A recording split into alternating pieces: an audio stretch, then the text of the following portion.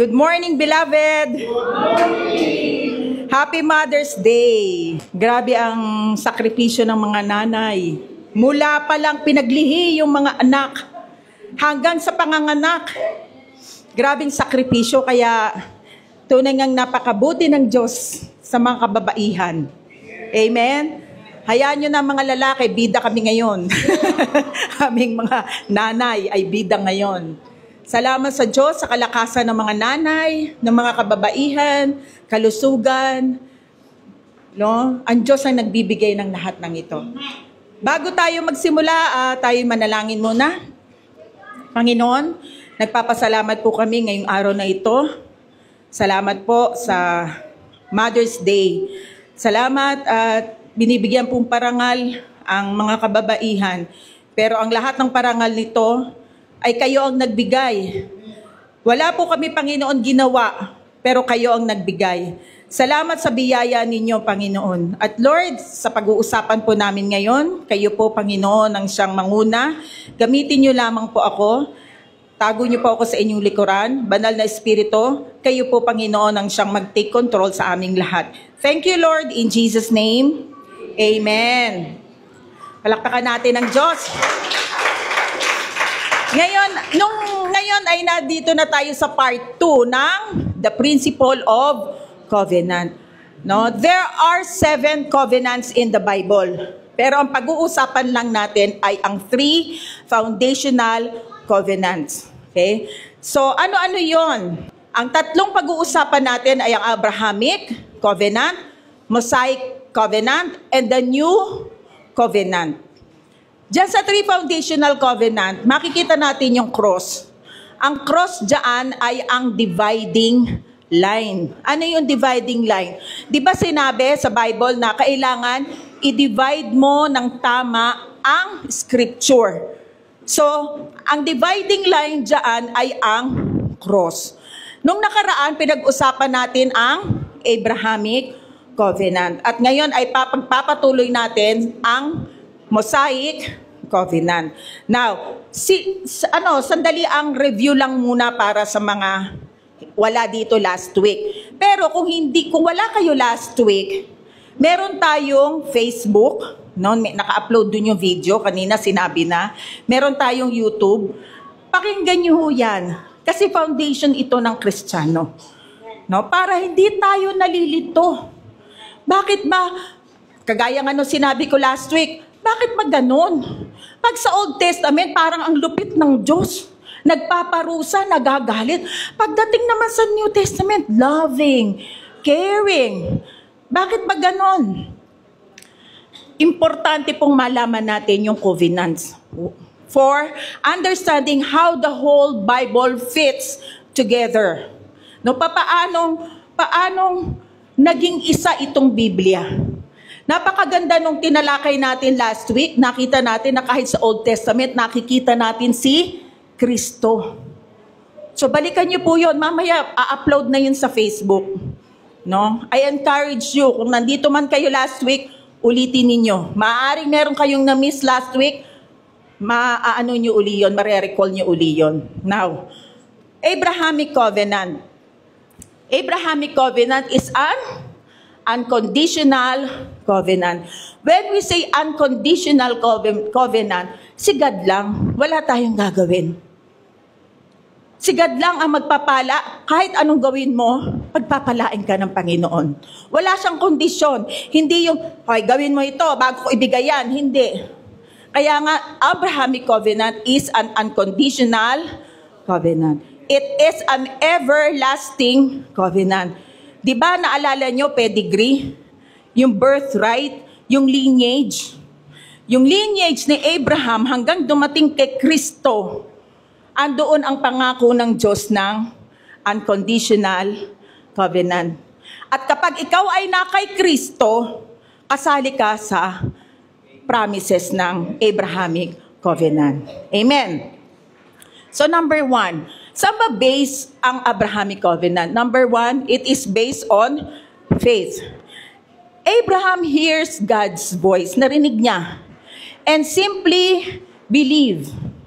And his belief translated into action. Because when you really believe, you take action on it. His believing was counted to him as his righteousness. Naniwala siya. Narinig muna niya ang boses ng Diyos. Naniwala siya. Tapos nung naniwala siya, bunga ng paniniwala niya, nag-take into action yung paniniwala niyang yun. Ganon din tayo kay Kristo, di ba? Nung narinig natin yung katok ng Diyos sa puso natin, naniwala tayo, Lord, pumasok ka sa aking puso. Kayo na po ang maghari. Nag-take action ka ngayon. Dahil binago ng Diyos ang pagkatao mo, naging new creation ka na, yung dati mong pagkatao, nawala na. Nilibing na kasama ni Kristo, ikaw ay bago na.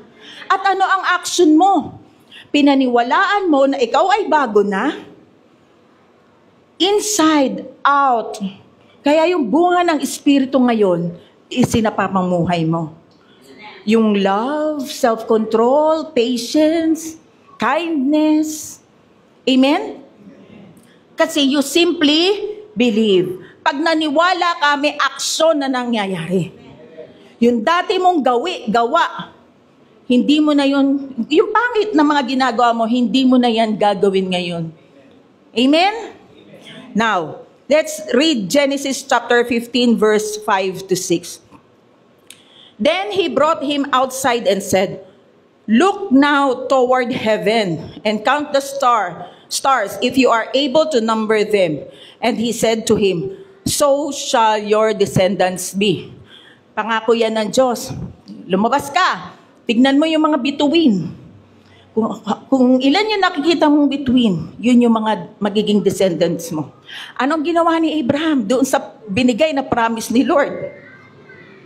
And he believed in the Lord, and he accounted it to him for righteousness. Nung naniwala siya, accounted yun for his righteousness. Kagaya nung naniwala tayo kay Jesus Christ, ano ang gift niya? Righteousness.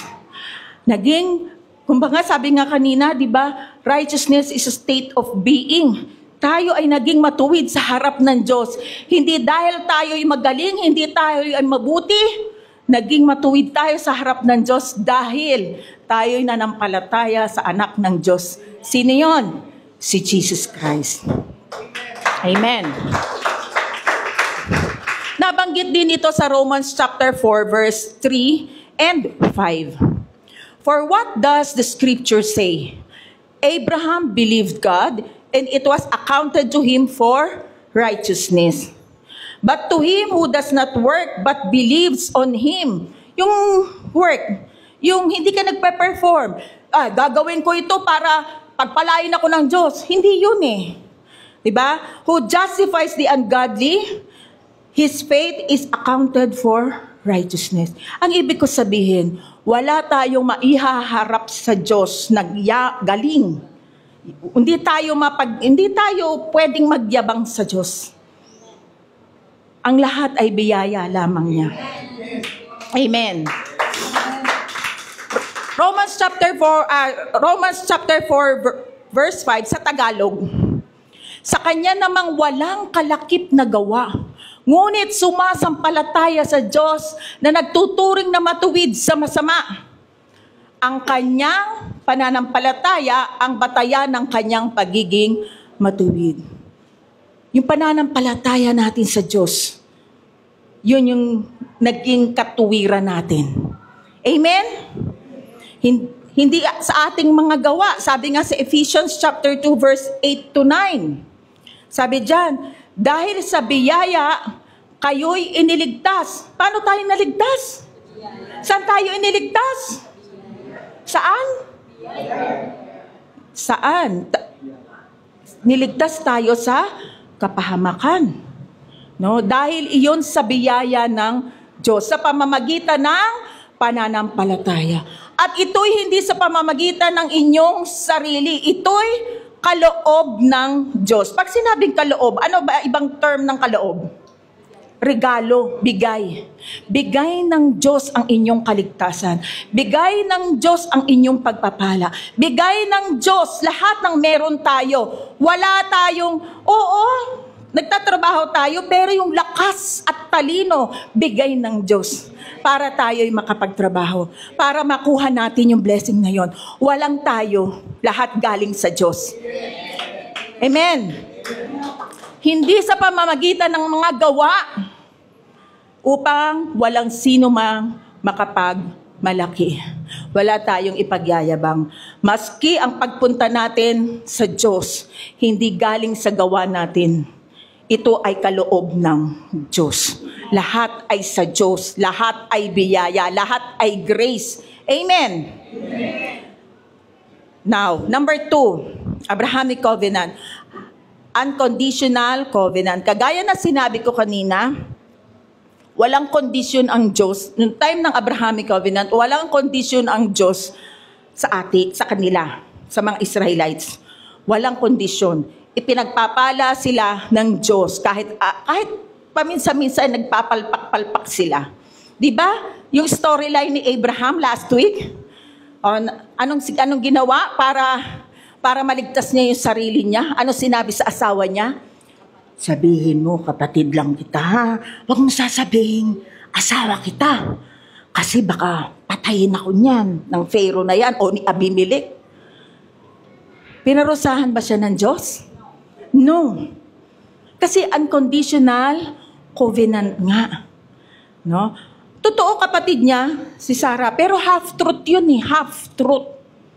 Half-truth is still a lie. Kasinungalingan pa rin. Pag hindi buong katotohanan ay kasinungalingan pa rin. Number 3, promise from God.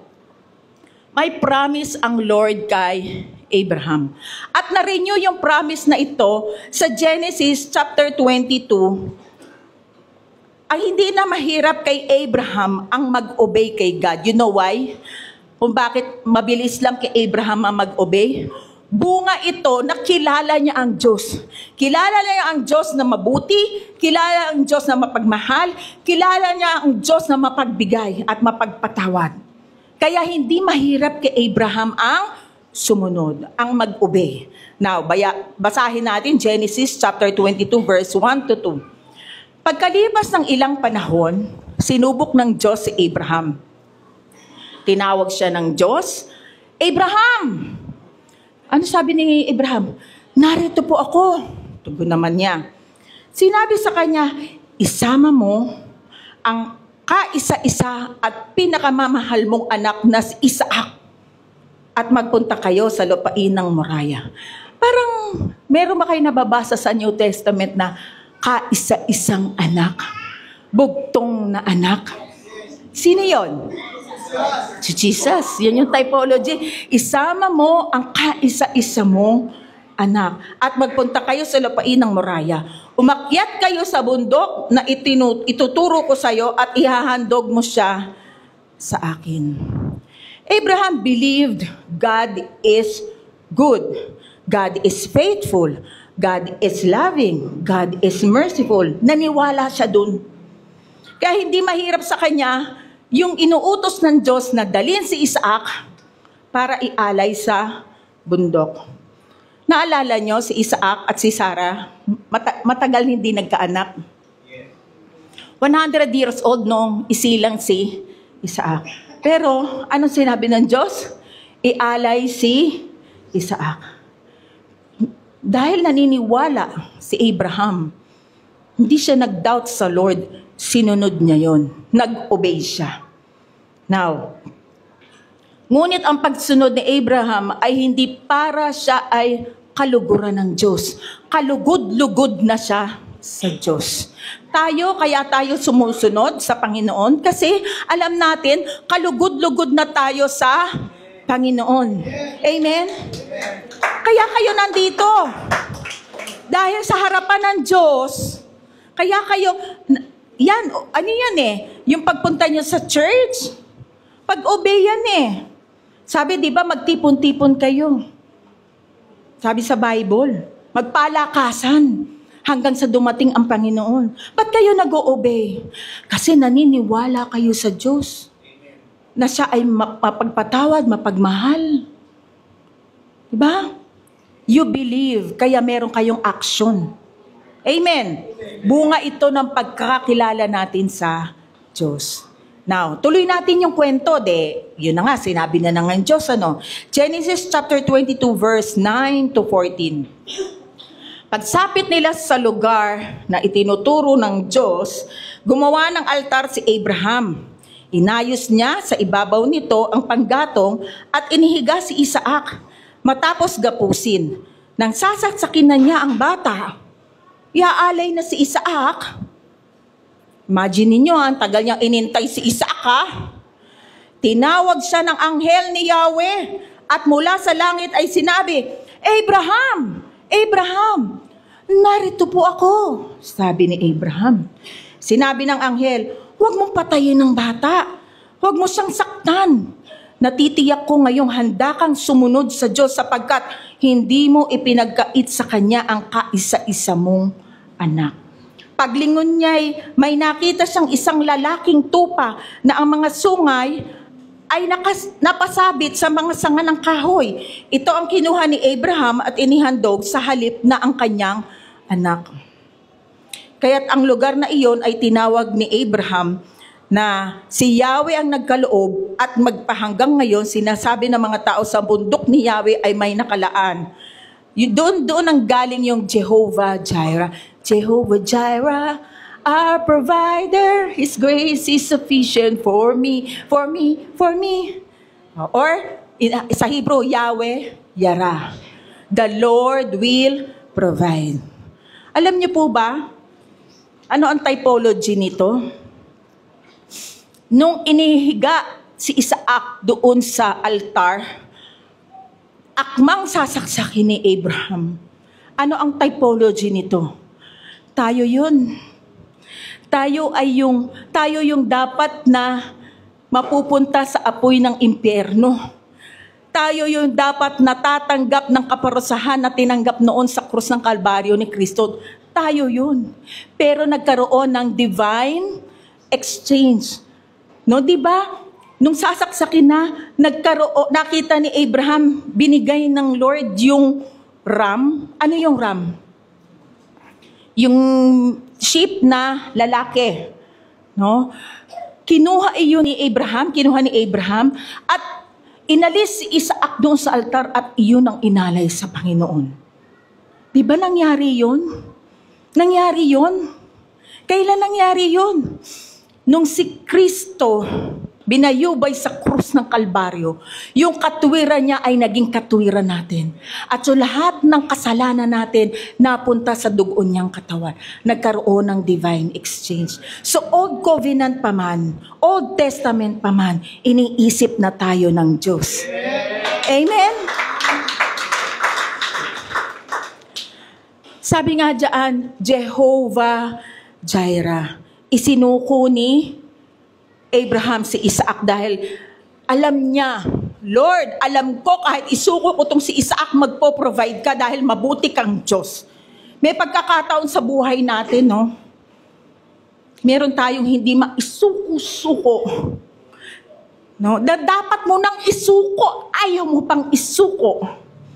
Na hindi mo alam yung isusuko mo iyon, isinuko mo sa Panginoon. Ang kapalit nun, mas maganda, mas malawak, mas pinagpapala. Amen? May mga desisyonan ka na hanggang ngayon hindi mo madesisyonan kasi nasa comfort zone ka. Pagka isinuko mo yan sa Panginoon, yung desisyon mo, maliit lang pala. Mas maganda ang plano ng Diyos sa'yo. Amen? May mga desisyon din tayo na yung mga bisyo natin, hindi natin maisuko. Yung mga habit natin na alam natin nakakasira sa atin, suko natin sa Panginoon. Makikita mo yung ganda ng biyaya ng Diyos sa buhay mo. Amen? Amen ba dyan? Amen. Now, isa-isahin natin uli yung mga kaninang mga sinabi ko para Uulitin ko, maulit ito at nang mailagay sa isip ninyo. The New Covenant reality or typology. Number 1, kanina, Isaac carrying the woods up the mountain symbolizes Jesus carrying his cross to Calvary. Alam nyo, nung aakyat na si Isaac at si Abraham, ang nagdala ng panggatong ng mga kahoy, si Isaac. Natatandaan ninyo nung si Kristo ay ipapako na sa krus? Sino ang nagdala ng kanyang krus? Siya. Dala rin niya yung krus niya. So yun ang typology ng Abraham at Isaac kay Jesus Christ. Number 2, Isaac, stretched upon the altar powerfully, mirrors humanity condemned and awaiting judgment until God intervenes with mercy. Yun yung kanina, yung sinabi ko, yung nagkaroon ng divine exchange. Number 3, but the Lord provided, God gave the ram, a male sheep, as a substitute offering for Isaac in the new covenant. This foreshadowed the divine exchange that was fulfilled through Christ. So yan yung pinaliwanag ko kanina. Let us continue to verse 15. Mula sa langit, nagsalitang muli kay Abraham ang anghel ni Yahweh. Ako'y nangangako sa pamamagitan ng aking pangalan, Yahweh. Kanino na nangako ang Diyos? Sa kanyang pangalan, Yahweh. So ibig sabihin nun, unconditional covenant. Nangako siya sa kanyang pangalan. Parang ang Diyos sa New Covenant. Diba? Sino ang ka-covenant sa New Testament ni God? Yung kanyang bugtong na anak. 100% God, 100% man. Diba? Naano nyo yung typology? Yung pagkakatulad. Sapagkat hindi mo ipinagkait sa akin ang kaisa-isa mong anak. So, ano pa man ang gawin natin sa New Covenant. Kasi nga, di ba, nasa Abrahamic, nasa lineage tayo ni Abraham. Dahil kay Kristo, ano pa man ang gawin natin, hindi tayo kamumuhian ng Diyos. Mahal ka ng Diyos. Ano man ang magagawa mo, magbago ka, mag-sorry ka lang, magbago ka, tandaan mo, ikaw ay mahal ng Diyos, hindi ka niya itatakwil. Amen? Mahal na mahal ka ng Diyos. Sabihin mo nga yan sa sarili mo. Mahal ako ng Diyos. Kasi alam mo, kapag iyan na ilagay mo sa isip at puso mo, lahat ng condemnation na ibabato sa'yo ni Satanas, maaalis. Hindi Satanas, mahal ako ng Diyos, umalis ka. Kung ino-condemn ka ng kapwa mo, wala yan. Sabi nyo lang yan, sa harap ng Diyos, ako'y matuwid, ako ay minamahal ng Diyos. Amen? Righteous ako. Next, ang sabi dyan sa verse 17, wow, ito yung gusto ng lahat eh. Pagpapalain kita. Amen. Yes and amen tayo dyan. Ito ang year ng breakthrough natin, di ba? Ano man ang kalalagayan natin sa mundo. Kung ang mundo, pabagsak ng pabagsak, pero tayong mga anak ng Diyos, paunlad ng paunlad. Paangat ng paangat. Dahil pinagpapala tayo ng Panginoon. Amen. Ang lahi mo'y magiging sindami ng bituin sa langit at ng buhangin sa dagat. Sasakupin nila ang mga lunsod ng kanilang mga kaaway. Alam nyo ba'y pagpapalain kita sa English translation? I will bless you, multiplying, I will multiply you. Oy, multiplication, hindi addition. Wow. At hindi 3 plus 3.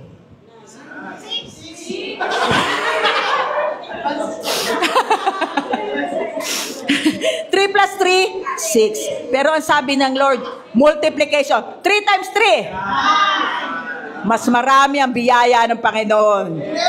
Amen. Pag 3 plus 3, gawa mo. Okay, gawa mo.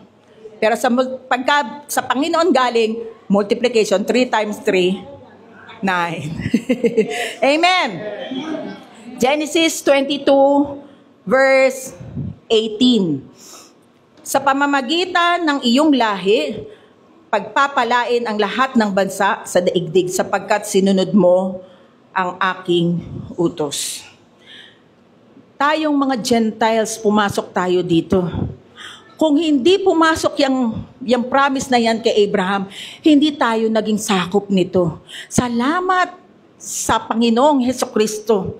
No, hindi niya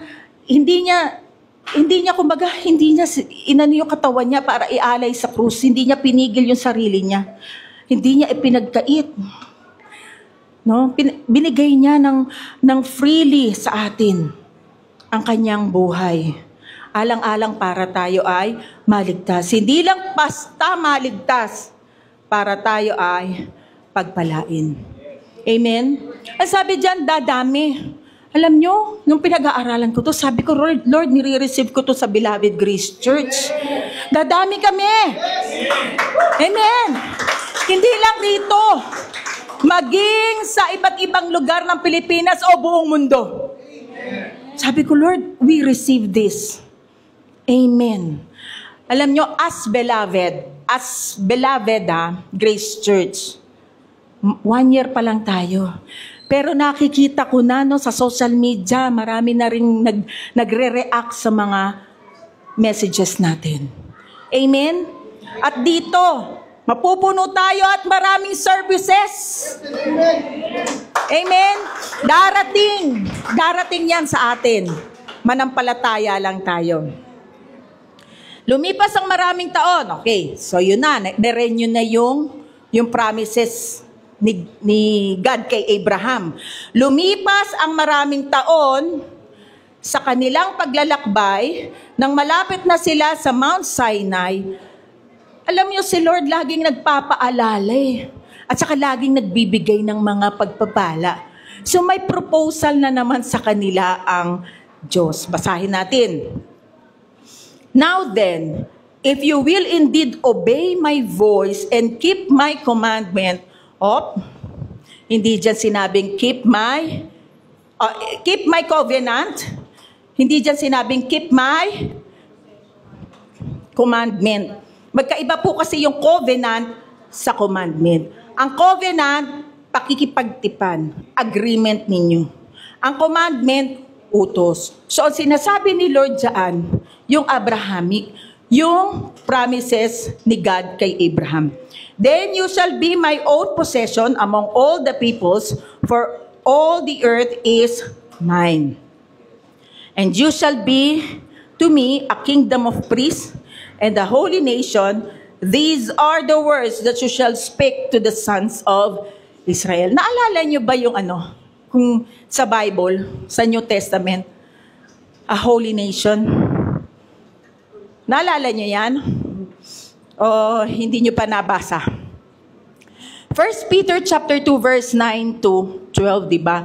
But you are a chosen people, a royal priesthood, a holy nation, God's special possession. Di ba? Peculiar people tayo, special tayo. Uy, tayo yun sa New Covenant. Alam nyo, hindi nangyari yan sa Israel nung panahon na yan. Ang ganda ng promise na yan ng Lord sa bayan. Pero pagdating dyan sa Israel, hindi nangyari. Bakit? Ano ang tugon ng tao nung sinabi niya, kayo ay gagawin kong special people ko. Kayo ay magiging holy nation. Ano ang tugon ng Israelites sa sabi ng Lord? Exodus chapter 19 verse 8. All the people answered together and said, all that the Lord has spoken, we will do. And Moses reported the words of the people to the Lord. Their response is seemingly sincere. Seemingly, parang sincere. Reveals deeper issues that later provoke God's anger. Alam niyo, wala naman tayong maitatago sa Diyos eh. Kahit yung sinasabi ng bibig mo, ang Diyos nakikita yan sa puso mo. Sinabi ng mga Israel, okay, Lord, sabihin mo lahat. Gagawin namin lahat ang sinabi mo. So, nakita ng Lord yung kanilang puso, hindi yung kanilang sinabi. Sabi nga sa Proverbs chapter 16 verse 2, people may be pure in their own eyes, but the Lord examines their motives. Amen? So, kahit may mga sinasabi kang maganda, pero nakikita ng Diyos ang puso mo. Para bang sinabi ng Diyos, sinabi ng mga Israelites yung sagot niya dyan. Ano ba yung sagot na we will do? By declaring we will do, the Israelites seem to rely on their own ability to obey God's command. Para bang, okay, kaya namin yan. This presumption disregards their need for God's grace and strength to fulfill His requirements. Their self-reliance contrasts with the humility and dependence God desires. In essence, parang ganito sa new, yung we will do nila, parang tapat sila. Pero lagay natin sa language ng makabago. Okay, Lord, bigay mo lahat ng commandments mo. Kami pa. Kaya namin yan. Ang propensity ng tao, kayabangan. Kaya namin. Kaya ko yan. Isa-isahin mo, Lord. Kaya namin yan. So, sendin ka namin. So, parang sinasabi nila, oh Lord, wag mo kami pagpalain dahil magaling, dahil mabuti ka. Pagpalain mo kami ayon sa aming mga gagawin. Yun ang propensity ng tao eh. Ma-pride. At doon, sa Garden of Eden, doon din bumagsak si Eva at si Adan. Kasi gusto nilang maging parang Diyos. Pride. Doon din bumagsak si Satanas. Dahil sa pride. Kaya warning, mga kapatid, hindi na kayo yun. Amen? Hindi na tayo dapat ma-pride. Bakit? Kasi ang pinamumuhay natin, si Kristo na. Amen ba? Gusto nila, maitanghal nila yung kagalingan nila kesa doon sa biyaya ng Diyos. Now, tignan natin ngayon, yung covenant na yun nagbago. Dahil nakita ng Diyos yung kanilang puso at nakita ng Diyos, yung sinasabi nyo hindi naman totoo. Yung covenant na bago. Tignan natin, basahin natin. Behold, ito na yung pagbabago ng covenant. Kanina, saan tayo kanina? Abrahamic covenant. Ngayon, nabago na. Mosaic covenant. Behold, I set before you today a blessing and a curse. The blessing, if you obey ito na, hindi na covenant. If you obey the commandments of the Lord your God, which I command to you today. And the curse, if you do not obey the commandments of the Lord your God. Ang lupit. Pagka sinunod mo lahat ng commandments, pagpapalain ka. May blessing.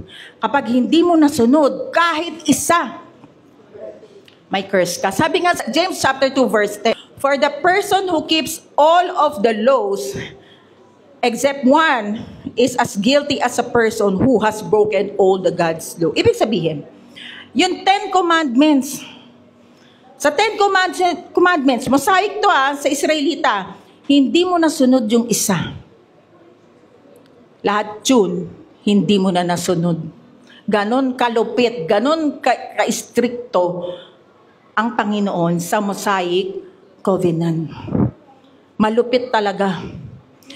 Kaso, hindi lang naman 10 ang binigay.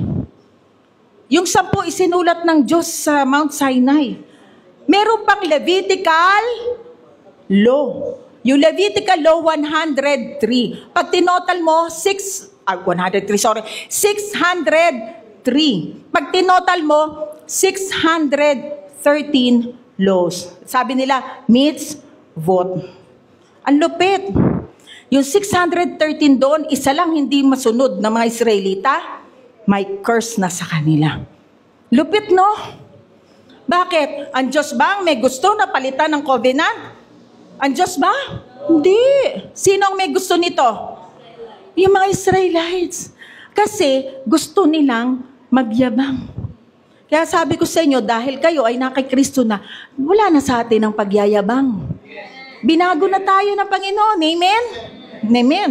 So tignan natin yung Mosaic Covenant. Mosaic Covenant is conditional. Diba? May condition. Kapag ikaw ay nakasunod, ibibless kita. Pag hindi ka nakasunod, may curse. It is based on performance. Mag-perform ka. Do this, and do this, and do that, and do that. Kailangan gawin mo to. Kapag nag-obey ka, blessing. Kapag nag-disobey ka, curse. So, ganyang kalupit at ganyang ka-stricto ang Mosaic Covenant. 100% dapat masunod mo ang law. Nasunod ba nila? Hindi. Walang nakakasunod. Kaya nga may pag-aalay ng tupa Kasi hindi nakakasunod ng 100% ang mga Israelites. Pinakikita lang ng Diyos sa kanila, hindi mo kaya nang wala ako. Amen? Parang tayo ngayon. Hindi natin kaya kung wala ang Diyos. Akala mo kaya mo, pero binaback-upan ka pala ng Panginoon. Amen? So tignan natin, saan natin mababasa yung blessing and cursing ng sinabi ng Panginoon? Sa Deuteronomy 28. Blessings for obedience from verse 1 to 14. Curses for disobedience from verse 15 to 68. Mababasa nyo yan dyan. Tayo, sa new covenant, hindi na para sa atin yung disobedience. Yung pagpapala na doon sa obedience. Bakit? Pastor, hindi naman ako masyado nakakapag-obey Minsan nga nakakalimutan akong mag-pray. Amen. Tulog na ako Paano yung blessing na yan, yung nakalagay sa Deuteronomy 28? Hindi naman ikaw ang sumunod Ang 100% na nakafulfill niyaan, si Jesus Christ. Nasaan ka? Nang Kristo. So para sa iyo ba yung blessing na yan? Yes. Hindi dahil sa gawa mo, dahil sa gawa ni Kristo. Amen. Patunayan natin, no? Hindi talaga nakasunod ang mga Israelita. Kasi after ng Passover, naalala niyo yung Passover, yung nilagay ng dugo yung hamba. 50 days after nun, pinaakyat si Moses sa Mount Sinai at binigay ang 10 commandments. Pagbaba niya ng Mount Sinai, bumulaga sa kanya. Number 1 and number 2. Nakalagay doon, ang Diyos lang ang sambahin mo at huwag kang gagawa ng mga Diyos-Diyosan. Number 1, number 2, pagbaba niya. Nakita niya ang mga kababayan niya. Ang gagaling. Gumawa ng golden calf. Lahat ng mga ginto nila, hikaw, singsing, lahat, pati yung sa ilong, basta gold, tinunaw at ginawang golden calf. Ginawang, ano ba yung calf? Yung guya? Ano ba yun? Yung cow, guya. No? At sasambahin nila yun. Bakit? Nainip kasi sila kay Moises. Ang tagal naman ni Moises. Aaron. Si Aaron, kapatid ni Moises Ano siya? Praise. Aaron, ang tagal naman ng kapatid mo sa Mount Sinai. Gawan mo na nga, maggawa na nga tayo ng Diyos-Diyosan. O di, sumunod naman to si Aaron. People pleaser kasi. Ayaw niyang magalit sa kanya Israel. Di sinunod. Nagkaroon ngayon ng golden calf. Alam niyo, pagbaba ni Moises, sa galit niya, dahil hindi nasunod yung number 1, number 2, binayak niya yung kasunduan o yung covenant na binigay ng Diyos. Binayak niya. At yung golden calf, tinunaw. Pinowderize, nilagay sa tubig, pinainom sa Israelita. Nakita nyo Tignan nyo yung nung nagkakamili si Abraham, pinaparusahan ba si Abraham? Ngayon, hindi. Pinainom sa Israelita. Nagkaroon ng plagues. At yung panahon na plague, ano yung plague? Salot, no? At doon sa instance na yon, namatay ay 3,000. 3,000 ang namatay. Ano yung contrast nito sa New Covenant? When the law was given, 3,000 died. When the Holy Spirit was given, 3,000 were saved. Naalala nyo yung nag-resurrect si Jesus? 50 days after nun, tingnan nyo sa kay Moses 50 days umakyat siya sa Mount Sinai. Dito naman sa New Covenant, 50 days. Nung nag-resurrect si Jesus Christ, dumating ang Holy Spirit, 3,000 ang nasave. Sa Mosaic Covenant, namatay. Sa New Covenant, nabuhay. Amen? Nasaan tayo ngayon? New covenant. So buhay ang meron tayo, hindi patay.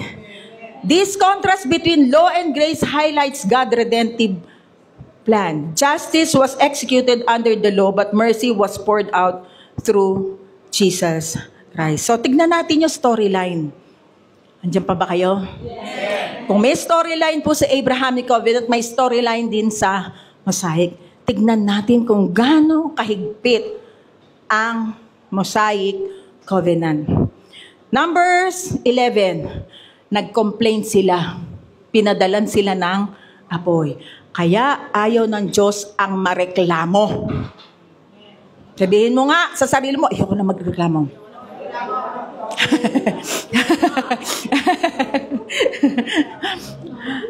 Numbers 12. Si Miriam nag-murmured si Miriam against Moses. Nagreklamo siya kay Moses. Nagkaroon siya ng skin disease. Grabe, no?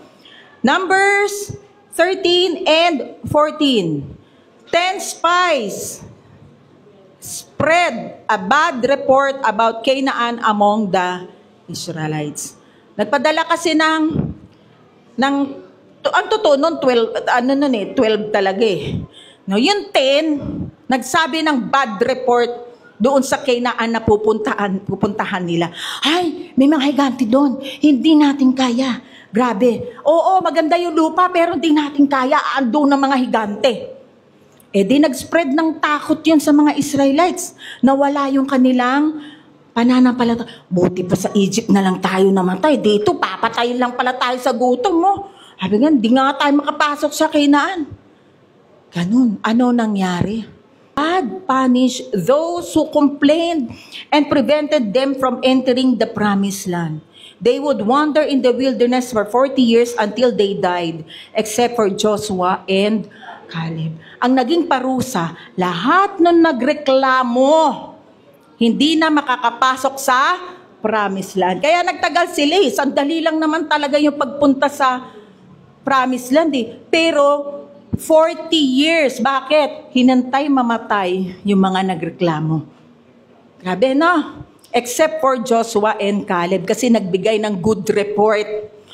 Diba sabi nga sa Bible, lahat ng kapangyarihan nasa ating dila, kaya mas magsabi ka ng life. Speak life. Wag ka na nagsasabi ng mga bad things o bad comments sa iba. Amen? Now, next. Numbers 15. A man was found collecting woods on Sabbath day. He was stoned to death. Bawal yun sa kanila. Yung Sabbath. Pag Sabbath day, bawal kang kumilos. Sa loob ka lang. May nagkuha ng woods that day. Binato siya hanggang mamatay. Diba? May parusa. Sa Abrahamic ba may parusa? Sa Mosaic, meron. Gusto ba ito ng Diyos? Hindi. Gusto ng mga Israelites. Magaling sila eh. Numbers 16. Korah and 250 community leaders challenged Moses' leadership. O ito na naman, nagreklamo na naman sila sa pagiging leader ni Moses. Alam mo kung ano nangyari? Kinain sila ng lupa kasama nung kanilang sambayanan, kasama nung lahat ng gamit nila. Bigla silang nawala. Ganon, kalupit. Kinain sila ng lupa. Pati ang mga followers nila. No? Pati ang mga followers nila. Alam niyo po ba yung mga followers nila? Namatay din, nagkaroon ng plague. Kaya ang namatay total ay 14,700 sa pagrereklamo lang. Na bakit ba yung si Moses na yan ang leader? Pwede naman kami. Literal lang yan. Galit ang Diyos. Kasi pinakikialaman nila yung desisyon ng Diyos. O di, 14,700 nang namatay. Kinain ng lupa. Yung sambahayan na ni Korah. Numbers 21. Galingan no, nababasa nyo na yung Bible. No? Makinig lang kayo, nagbabasa na kayo ng Bible niyan. Numbers 21. The people grumbled against God and Moses because of their food and water. Ano ba yan? Puro na lang manna in heaven. Manna. Saan na kami dito? Pinaulan naman sila ng pugo ng Diyos eh.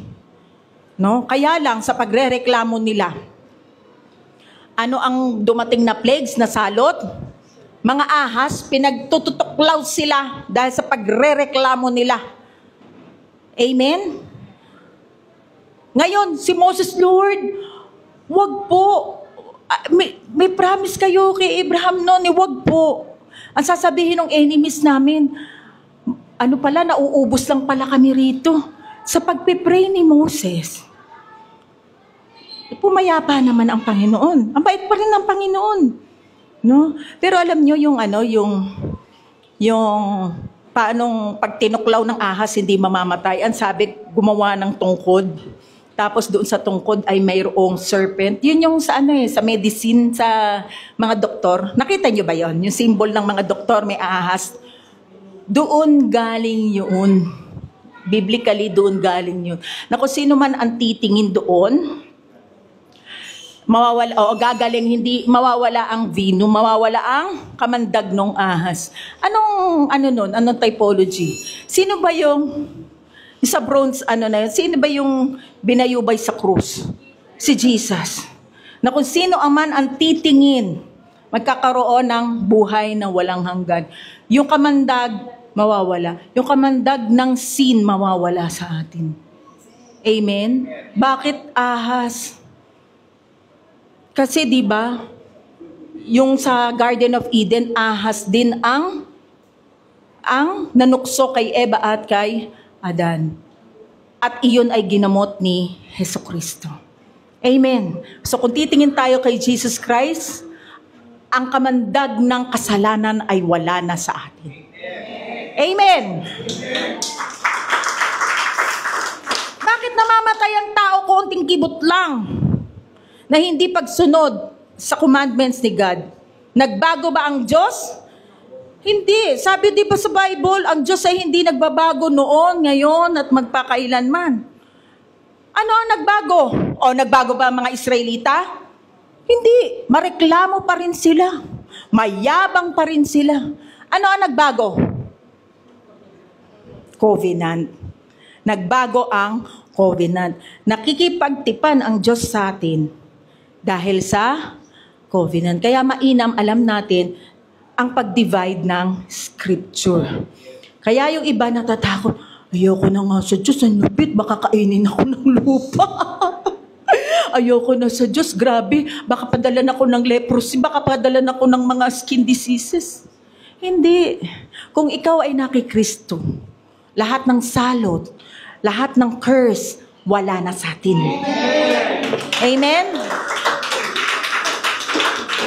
Nabasa nyo na ang Mosaic Covenant sa pamagitan ng pakikinig. Pero dahil Mother's Day ngayon, time's up muna tayo ngayon. Ipagpapatuloy natin ito next week. Pero hindi tayo matatapos ng walang live application. Sandali na lang at matatapos na ako. So, beloved, walk. Number 1, be grateful in everything. Kasi ang mga Israelita, hindi sila nagpapasalamat eh. Hindi sila grateful kung ano meron sa kanila. So, be grateful in everything. A thankful heart shifts our perspective.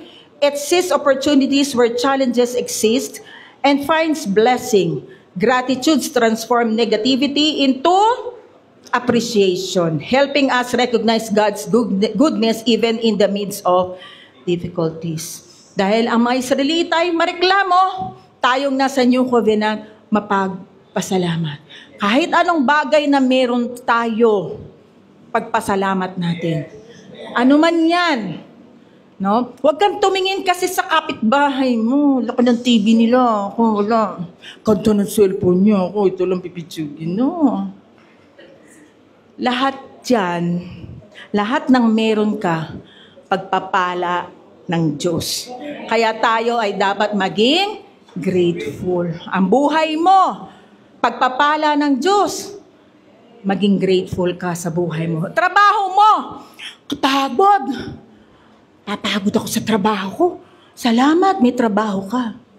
Paano kung wala? Amen? Meron kang mga kaibigan.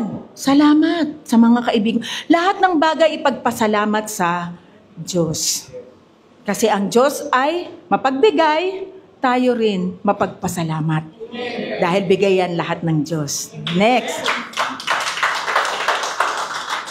Beloved, walk. Natatandaan nyo na ang obedience ay hindi performance. Kaya ka nag-o-obey kay God dahil alam mo ang Diyos ay mabuti. Tulad ni Abraham, iaalay niya si Isaac. Bakit? Kasi alam niya, ang Diyos ay mapagbigay, ang Diyos ay mapagmahal, ang Diyos ay merciful. Kaya tayo, nag-o-obey, bunga ng pagkakilala natin sa Diyos. Obedience is the natural response to truly knowing God. Obedience is the key to fully experiencing God's goodness. May experience mo ang lahat ng pagpapala kung ikaw ay mag-o-obey kay God. Medyo sa dating ng ating tao mahirap. Hirap gumising ng umaga eh. Ang service ganitong oras eh. Pero dahil gusto mo mag-obey, dahil alam mo, ang Diyos ang nagbigay ng time, nagbigay ng kalakasan mo, babangon ka, Lord, thank you. May kalakasan ako, pupunta ako sa church. Kaya naman, magbabasa ako ng Bible. Ang haba na nga sa social media, kaka-cellphone. Pero ang Bible, hindi mo nahawakan. Pag nag-obey ka, lalo mong ma-experience in God's goods. Hindi ka papagalitan ng Diyos. Pero sayang, hindi mo na-experience yung ganda ng biyaya ng Panginoon kapag hindi ka nagbabasa ng Biblia. Amen? Amen. So, dahil tayo ay time constraint, manalangin muna tayo. Pagpapatuloy natin next week yan, to be continued next week. Manalangin tayo. At sa mga bago lang na dumating dito, ngayon lang narinig itong mensahe na ganito, inaanyayahan ko po kayo na tanggapin ng Panginoong Hesukristo, na magkaroon kayo ng kaugnayan sa Diyos na may lalang ng langit at lupa. Sumunod kayo sa aking panalangin. Panginoon, salamat po.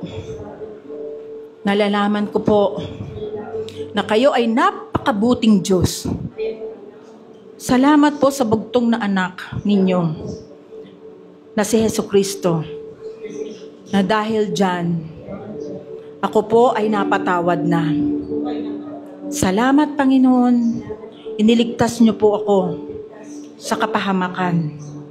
Tinatanggap po kita, Panginoong Hesus, bilang tagapagligtas ko. Banal na Espiritu, maghari po kayo sa akin. Marami pong salamat.